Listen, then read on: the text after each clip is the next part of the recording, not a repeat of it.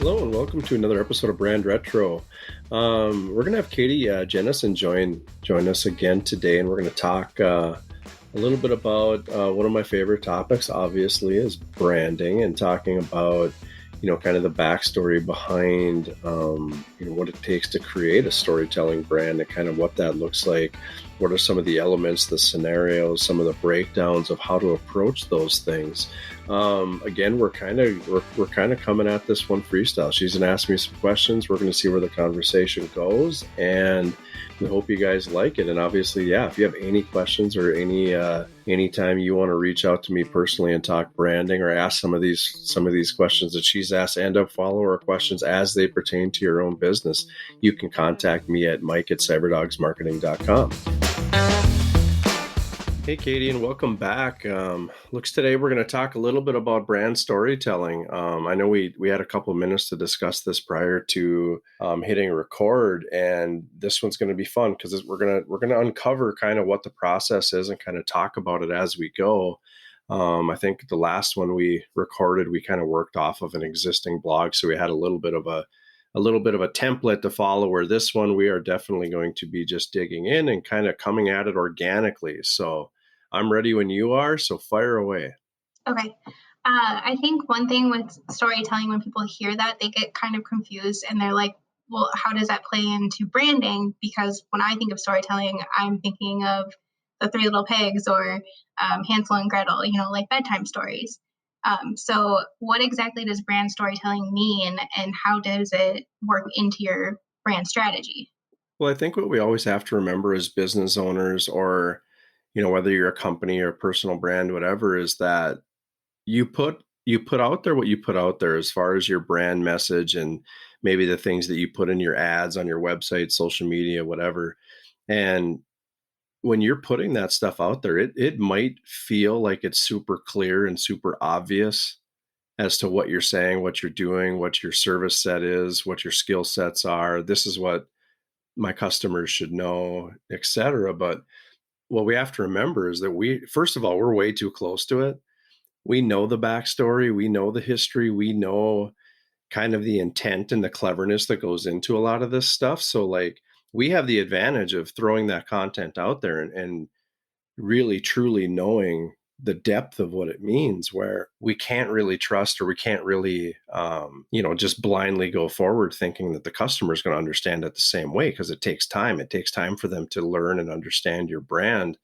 And when you're throwing those messages out there, you're giving them little pieces of the equation at all times, and hoping that over time they're able to kind of formulate the accurate vision as to what your brand is and what you're doing. So that storytelling process, or the mechanism behind that, is being intentional and making sure that you keep in mind that you're inside the brand, you're able to kind of see it for what it is, and obviously craft that message because of it. But from the customer's perspective and from the outside perspective, they're not going to necessarily absorb it or digest it the same way, especially initially. So when you're telling the story of your brand and or brand storytelling, you have to be kind of the storyteller. You have to be kind of the one who sets the cadence, sets the pace, drips the information the way you want it to be understood or digested. So you have to really be the conductor of this story, so that over time, and over whether it's a campaign or maybe it's just a brand awareness kind of a thing, that over time you're telling that accurate story, and you're crafting that vision and that message the way you want it to be understood by your consumers. So what you're saying is that it kind of just ties back to your why in the first place, and that intention behind everything that you do has to be an element in the story that you tell. Yep, it definitely can, but it can also be, it could be a micro story. It could be a story that you're telling, maybe it's an impact story of something you do on the philanthropy side of your business. Maybe it's just a campaign or a sale event, or, maybe it's a new innovation. An example of this is I meet with brands and meet with companies a lot that they're confused because they're like, this is the message we put out there. This is what we put on our Facebook page and website, whatnot. and it just doesn't seem to penetrate with the customer. They don't quite get it. And I think at that point, they kind of feel exhausted. They kind of feel like, hey, I've done everything I can. I don't know why they're not getting it. Maybe Facebook sucks or whatever it is. But they're looking for a reason as to why that message is not hitting home. And the answer is there's something wrong with your message. There's Mhm. something there's something wrong with your message. It's not delivering the way you want it to. Maybe your target audience is off, but there's something that's not quite connecting, and that's where you got to come back to the beginning and say, okay, so what am I trying to talk about? How is this campaign different than my overall brand message, different than what I do on the philanthropy side, different than what I do on an employment side? It can be multiple different things, but again, if you're telling that story, you got to be the one to craft that. So again, like I'll just take the employment example. If I want people that, hey, I'm going to run an employment campaign and I want people to know that if they come to work at Cyberdogz, here's what they can expect. I have to paint that picture. I have to tell that story. I have to make them not only understand clearly what I'm trying to say, but borderline have them feel it and understand it from a passion standpoint. Mhm. Where again, the bare bones answer to that is I'm just going to throw an employment ad up on Indeed and maybe something on my website, and I'm going to list my services, benefits included or not included, and then I'm just going to leave it at that. Well, is that the accurate story? Is that really what you want people to understand about your brand or the opportunity of potentially working with you? Or is it a situation where we have a fun work environment? Our culture is really loose. We have great people that like X, Y, and Z. Like those details and those little descriptive elements that go into that story, so to speak, that's how you accurately tell it. That's how you get it to hit home. And that's how you hopefully bridge that gap of understanding to get them to hear it the way you want it heard. I guess it depends on your overall goals with your messaging too, but I think that for a lot of brands or companies, the main takeaway is to create that engagement, especially in a digital platform. How do you recommend that they do that? Well, I think it's a couple things. It's a matter of creating that engagement, in a way that you want it to be heard and whatnot. But that's kind of a process that takes time because it's all going to roll up to the bigger picture, right? So imagine you have an umbrella, and at the tip of that umbrella is your brand. That's your why. That's who you are as a company. That's where the river starts. Mhm. And then the little mini campaigns, the micro pieces of that, whether you're talking about, again, whether it's a philanthropy thing, it's a sales campaign, ad campaign, or it's an employment piece, or maybe it's leading with something on the service side that you're really good at. However you're going to craft those stories within those other little silos are all going to kind of lead up and build up into that brand. So what I would say is if you're a business owner, a marketing director, or whatever, and hey, that's a big animal, I'm not sure how to do that, then just sit down and craft each one individually and kind of start to piece it together, knowing that I'm not sure how this is going to fit yet, but here's how I'm going to start the process. I think a lot of people make the mistake where they want to start that process at the tip of the umbrella and just make it apply to all things. And it might not work that way. In fact, it rarely does. Mhm. I think there's going to be core elements that feed into that. But as you break down those micro pieces or those, kind of those silos, like I said, I think, you have to be able to identify the difference in the story that you're telling by silo and how that's going to roll up into the big brand so that it's not only consistent, but it actually endorses and strengthens that campaign. Mhm. Okay. So you mentioned consistency, and that's such a important piece of the puzzle because you not only have to be consistent in your messaging, but you also have to show up consistently, but do it in a way that reflects your overall goal and your overall story of your brand. How can people make sure that they're showing up consistently in those ways? I think one of the key elements of consistency is to not overdo it.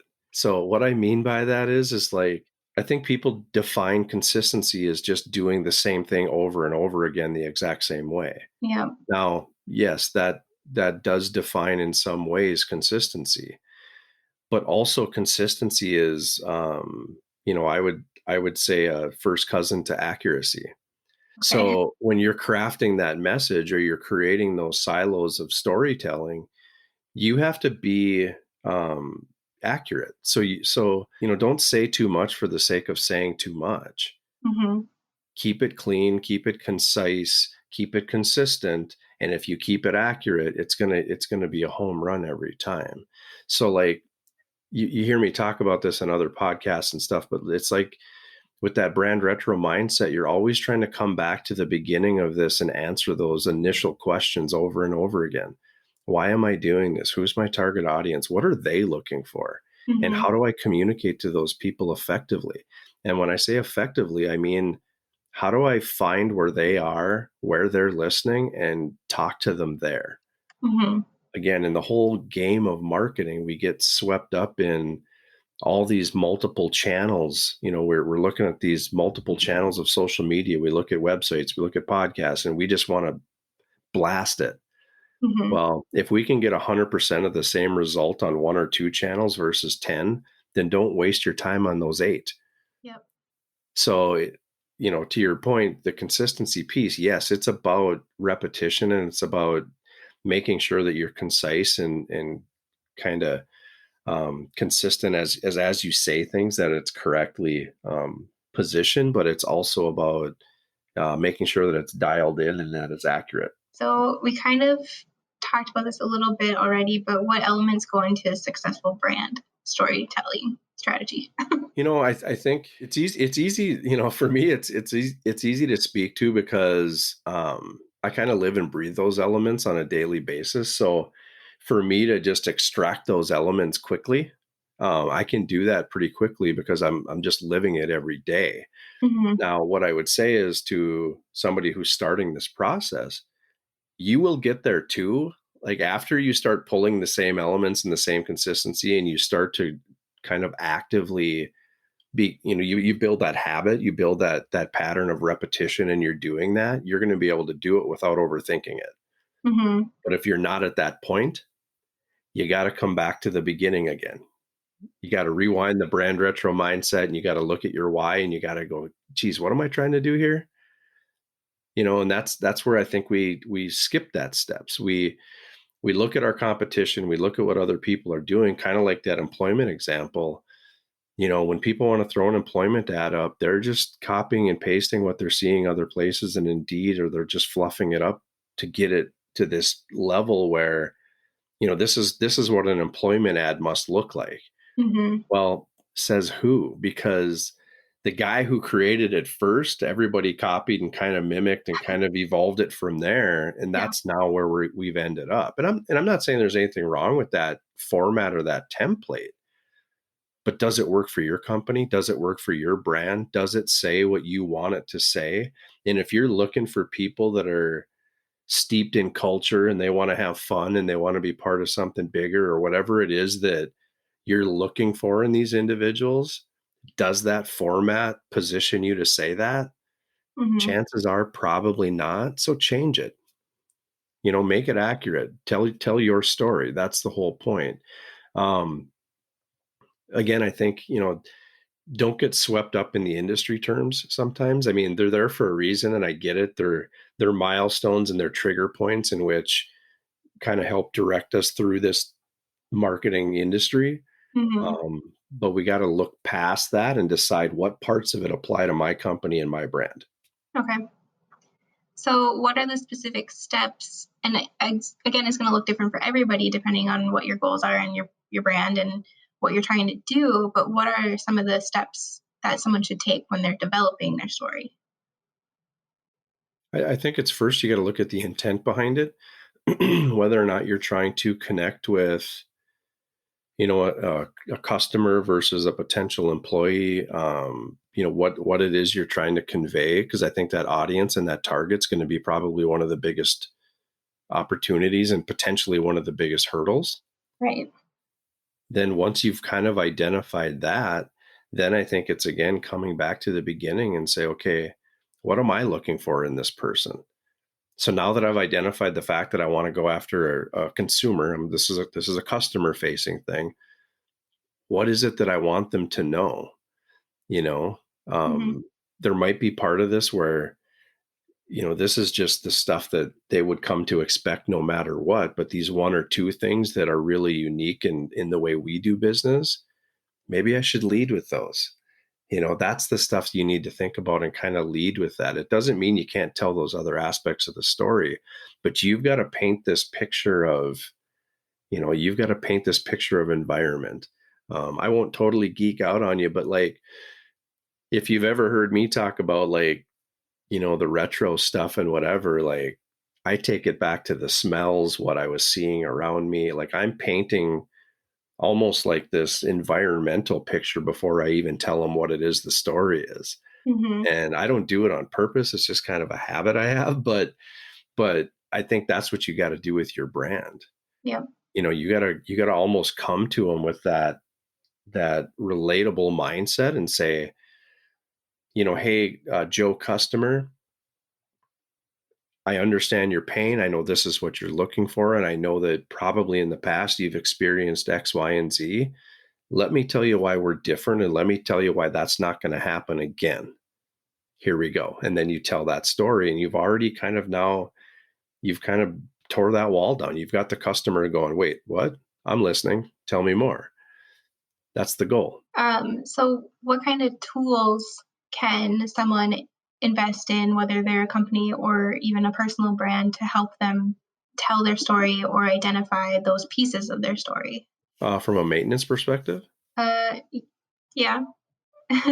Well, But I also, I think the initial messaging, because I think sometimes people get lost in the process and maybe focus on things that don't work with their brand, or kinda, like, take a side street. So what can they do to really hone in on that if I street that's understand, actually, like, the yeah, main component? if I understand what you're asking, and here's how I would answer this is that become a student of brands and companies that you admire and would like to mimic. Another thing that I think happens a lot of the times is that if you're like, say you're in the tool industry, you think you should only mimic, monitor, and compare yourself against other tool companies. Mhm, Well, let's just for fun say that most tool companies don't have really exciting marketing plans, or let's just say they don't have, you're really limiting kind of the baseline of where your message and your great marketing can take you, because you're stacking it up against people that maybe aren't doing it to the level that they could, should, or would if they had somebody on the inside leading it properly. right. So find that inspiration. So I think there's elements within every brand that we can take and apply to whatever it is we're doing. So so we'll just stick with the tool example. If you're a tool company, tool retailer, whatever, if you really admire Nike, what about Nike?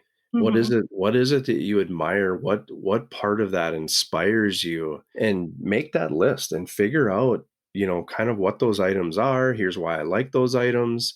Here's what I admire about them, and here's the stuff that really inspires me. Okay, now how does that relate to my situation, my brand, my industry, and find a way to apply it. I don't think there's anything that one company does that another can't do. It's mhm, just how you translate it, how you apply it. Like I don't always call out brands, but like one brand that I think just completely kills it, and I'll stick with the tool industry, is Milwaukee Tool. Like I think I won't name the bad ones, but like you can Google a lot of different tool companies and you will see a very dry, almost like a 1980s hardware Hank kind of marketing uh, visual. I mean, it's not, and again, not that there's anything wrong with it, but they just haven't evolved. They haven't taken their game up since whenever. And mhm, then you look at a company like Milwaukee Tool, and you go to their website, you go to their product innovations, you go to their brand packaging. You just look at the way they do everything from an experience standpoint, and man, they just kill it. Like you go into Home Depot, you go into Acme Tools, you go into any of these retailers, And when you see red, you're in Milwaukee land, man. It's super cool. And they're just a prime example where they just decided, I don't care what industry we're in, we're going to look good, we're going to make good tools, we're going to, we are really going to take this thing up a notch. Hmm. And they have. And what's interesting, and when that happens, is you will always see one or two of your competitors or somebody in your space go, huh, we need to do that too. And I Hmm. know we hate that. We know we hate when when our competitors copy us, but it's a compliment. They've identified the fact that you're doing something that they should be doing, and all of a sudden they're trying to catch up with you. Yep. So I think it's important that, you have to find inspiration. You have to find brands that inspire you or get you thinking differently. And it can be anything. It could be a tool company, it could be Nike, it could be Apple, it could be somebody locally. Like I see a lot of smaller brands and smaller, whether it's food trucks or small breweries, they're not franchises, but they're smaller brands that are just killing it when it comes to the visual and the branding and the way that they craft their message and the way they tell their story. Like Yep. it's super cool. And these big companies, honestly, could learn a lot from those little guys because they're doing a lot more on a lot less resources. Yep. Yeah. When you said breweries, I automatically thought of Drecker and what they do and how they position themselves on social media. And they always have tons of engagement, and it's always something that makes me laugh when I read it. And I remember that thing, and I remember the artwork on their cans or their t-shirts or their merch or whatever. It's ingrained in my mind. And I think that's something that's so important with storytelling, is that you want to create that connection and that recognition. Yep, and I think there's lessons to be learned there from all these brands, companies, breweries, even boutiques, and whatever it is that they've really done a great job at figuring out that niche. And yeah, it's a smaller scenario maybe in comparison to some of the bigger brands, but the process and how they got there and the tactics that they're using to tell that story can be scaled. Hmm. I'll throw out one more example. I don't know if you're familiar with them, but Voodoo Donuts, super cool. I had the opportunity to see them present at a conference years ago, and they were pretty new at the time, and they were just at that point kind of coming out of coming out of kind of the hype wheel of their brand, and there was a lot of excitement around them and whatnot. And you look at what they're doing, and I mean, they're a donut shop, and I would say there's probably a ton of marketers and a ton of, companies out there that would say, what could I possibly learn from a donut shop? Right. A lot. Check them out. They're super cool. They do all kinds of cool things, and they've really found some unique ways to engage their audience and to continue to engage that audience. Like Hmm. they still have almost like a Nike Air Jordan release. When they release a new flavor donut or they do something unique, they will have lines that go for blocks of people waiting to get in to buy a donut. Like that, it's brilliant, but it's also insane. It's like, what? Hmm. Who's going to stand outside for hours for a donut? Well, Right. apparently lots of people. So that's pretty cool. Okay, so on the flip side of that, and not that you have to call out any specific brands, but are there instances that you can think of where their storytelling was a complete flop and it just didn't hit home? Yeah, I mean, I think it happens all the time. I think with the bigger brands, it's harder to tell. So what happens is like the bigger brands, it's harder to tell because they're a bigger brand. Mhm. Nike can make some mistakes. They can do some different things that don't quite hit the mark, and you wouldn't really know it because it's Nike and it's big and it looks awesome, and they just move on faster when it doesn't work. Okay. If it's something that's working really well, they just extend it, they stretch it out, they squeeze every piece of opportunity they can out of it. Where when it's something that's not quite working, they just like, let's move on, and they go on to the next thing. And that's just one example, but I think it happens all the time where you read the landscape, however you read it, you did your homework and you built a campaign and it just didn't quite hit the way you wanted it to. And it happens. I mean, it's not Mhm. even saying they did anything wrong. It happens. But, I think the opportunity there is to, come back to that why. What did we do wrong? What didn't quite hit? What did we misunderstand? What did we not follow through on that made that maybe not work the way we wanted it to? I can think of, they're campaigns to some degree, but they're also, product designs. I look at so this about me, I'm a big Air Jordan freak. Mhm. Um, in the initial run of Air Jordans, when you go from Air Jordan 1, 2, 3, 4, 5, and so on, the Air Jordan 2 is rarely talked about. Now, I don't know enough about the sales to tell you it was a flop or not a flop, but having studied Air Jordans and been a collector and, kind of just knowing what I know that the Air Jordan 2 is rarely part of the conversation. It comes up once in a while, but it is rarely part of the conversation. And that's one of them that's for me, it's how did you go from the Air Jordan 1 that completely blew up, the shoe industry? It blew up the NBA. It blew up, it made such a global impact to what was the Air Jordan 2. And that was just kind of a shoulder shrugging, I don't know what the deal is with this shoe. Now, there might be parts to that where I'm getting too far into it now, but there might be parts of that where when Jordan got injured, he was out that season where the 2 might have, gotten more legs had he been wearing it the whole season and whatnot. Okay. Um, but the design of it, the look and feel of it, the branding of it was different. They actually, in that shoe, went from that's when they eliminated the Nike swoosh, and they did some pretty pivotal things. And I think the sacrificial lamb in that innovation was the shoe itself. It never quite I personally think it's a pretty cool shoe, but I think it had to pay the penance of, yeah, we shouldn't have done all this stuff. And then they rethought it for the Air Jordan 3, and then everything went back to normal and everything was awesome. But I think that shoe had to pay the price, and the campaign behind it was way different. Like, I'm never going to say Nike failed at that, because I don't Nike does a lot of amazing things, and in that case, I don't know what the sales were, but from an outsider perspective, from a customer perspective, you can just see where the popularity dips. Okay. And I'm sure they see that too. Now, why and what you do about that? Well, you bounce back, you learn from it, and you adjust. Mhm. I do think there is a part of brand failure and there's a part of storytelling failure that you have to, don't just trash it and move on.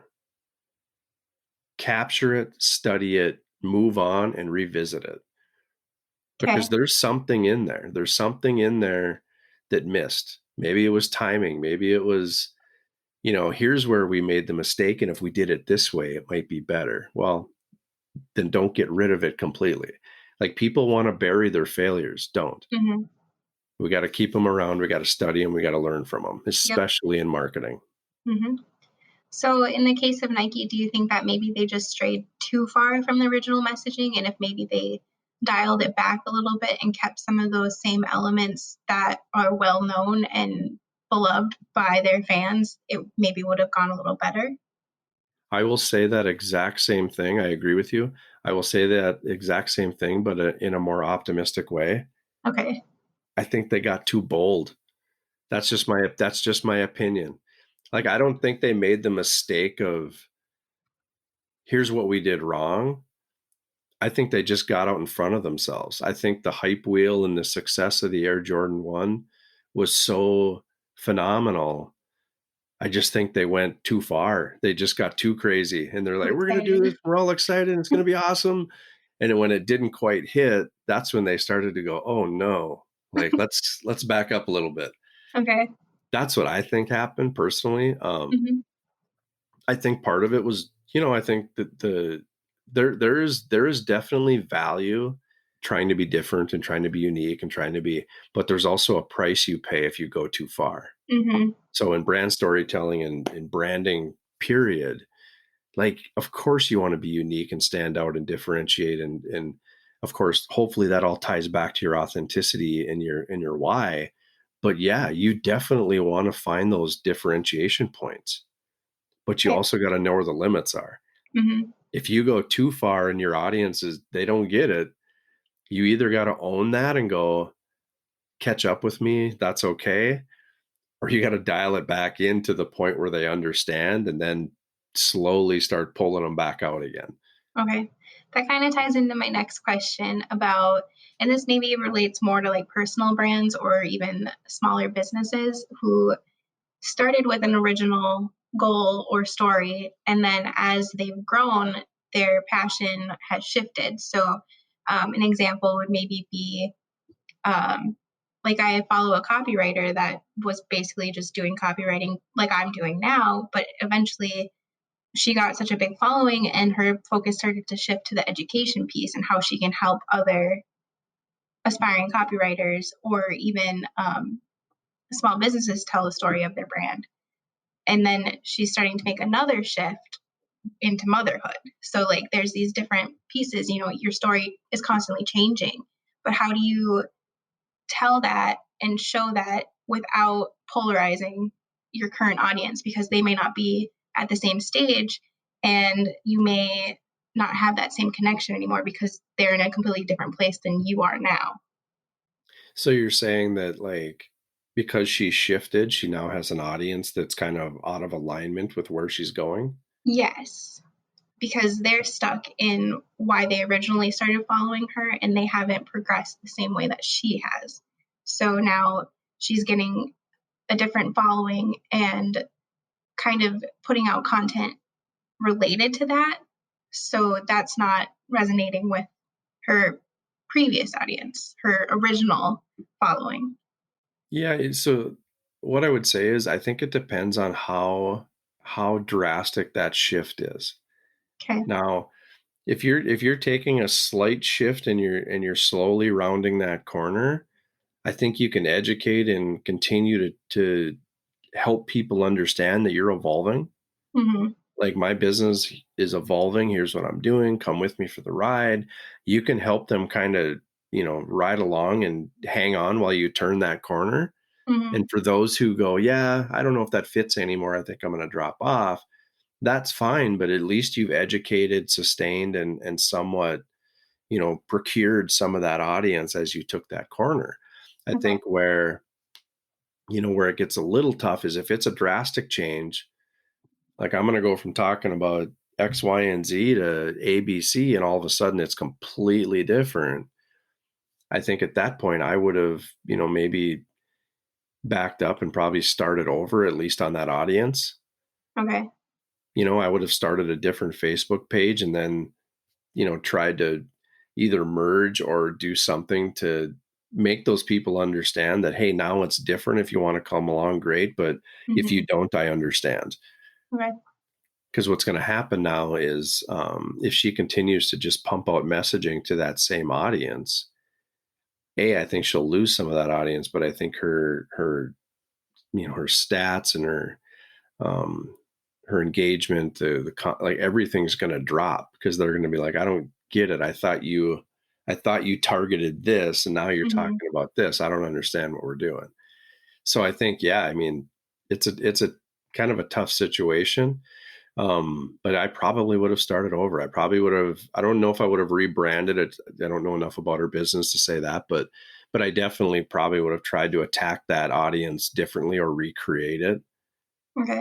Just knowing that, you're going to leave a lot of people hanging and confused.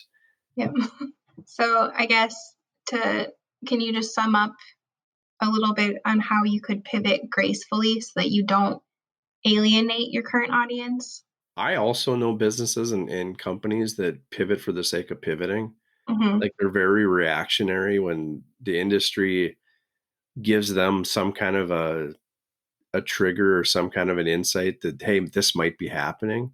They want to just shift the business and just, I want to be there when it shifts. Um, don't operate your business, don't, and certainly don't operate your brand from knee-jerk reactions. Mhm. I'm not saying you have to be nimble, you have to be ready to pivot when it's time to pivot, but that point of the pivot, it's just like playing basketball. When you plant that foot and pivot, you don't move it. Mhm. And the point of that pivot, when you plant that foot, that's your why, that's your brand, that's all the pieces that you have to come back to and go, well, wait a minute. The industry's doing this, and I feel like I want to pivot, but that completely blows up my why. It doesn't align with my brand. You have to have that conversation with yourself and decide if it even fits. I 'Kay. mean, I know we got to make money, we got to grow our businesses, we got to continue to evolve our brands, but you got to come back to that point of pivot and don't pick up that foot until you're ready. So it's really important to come back to that. Now, how do you transition gracefully? You look at what fits and what doesn't, what's dropping off and what's being added. So let's just say your business, for example, your business is pivoting. It's going to pivot. It's going to change. Identify what's changing and what's not, and then address those things that might be disappearing separately. Okay. Because you don't want to position, or you don't want to tell that story as though it's a bad thing. Mhm. Evolution's a good thing. So yeah, we are making changes. Here's the things we're going to continue to offer you as a company, and it's going to be X, Y, and Z, and we're going to continue to deliver great service in those areas. But here's the really exciting part is now we're going to do this, this, and this because we've evolved and we've heard everything you've had to say, and we're going to answer the call with these new services. 'Kay. Tell that story. Then separately tell the story of, hey, if you are a customer of X, Y, and Z, just know that in the next 90 days we're going to be phasing that out, and we will either A, offer up a secondary solution to help you with that transition, or B, we will help you find a solution that delivers the same level of excellence that we've been providing you up to this point. Something like that. Just because again, you have to craft and be kind of the curator of that story.